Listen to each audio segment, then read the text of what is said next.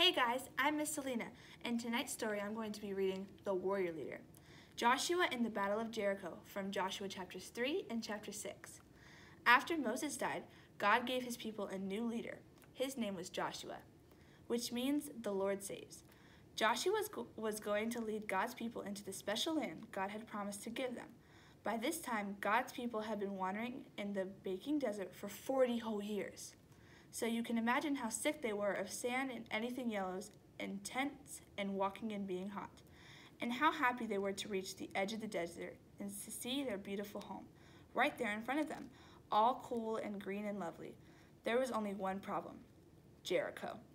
Jericho was a city, but it wasn't just an old city. It was a fortress, and it stopped anyone from getting into the land. The people looked at Jericho, at the big, giant, scary walls around it, at the tall, towering ramparts, at the heavy iron gates bolted shut, and at each other.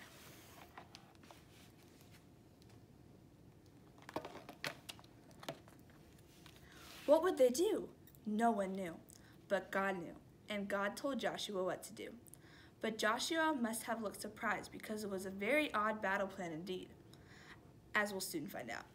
Then God has made his people a promise. I will always be with you, and I will never ever leave you. If you do what I say, your lives in the new land will be happy and everything will go well. So Joshua gathered his army together. They had their swords and their spears and their shields. They were ready to fight, but the plan wasn't about fighting. It was about trusting and doing what God said. Joshua's army went marching around the city, day after day after day. They're too scared to fight, the people in Jericho said.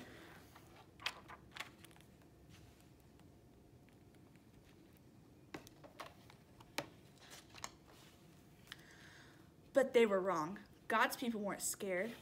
They were waiting for God to tell them what to do next. On the seventh day, God told his people to march around the city, not once, but 7 times. Then God told everyone to make as much noise as they could. Has anyone ever told you to make as much noise as you possibly can? Well, imagine that noise. Add 39,999 other people making that noise too, and you get the idea. Ear splitting. And as it turned out, stone splitting too, because the huge, strong walls of Jericho just crumbled to the ground, as if they were made of sand. Jericho vanished in a great cloud of dust.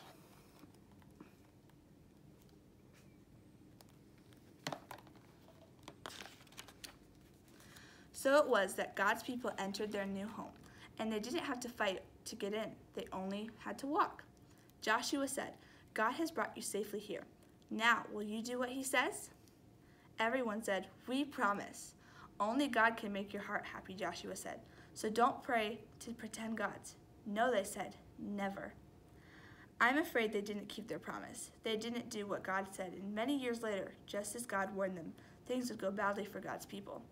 They would lose their home, enemies would capture them and take them off as slaves, and God's people would scatter into many different lands. But God's plan was still working. One day he would give his people another leader and another home. But this home, no one could ever take from them. So tonight, as we're closing up and going to bed, I just want to pray with you guys, and then we can leave. Dear Jesus, I thank you for this amazing day, and I pray that you would help all of us to have the sweetest dreams, to sleep all through the night, and that we would get to be together soon.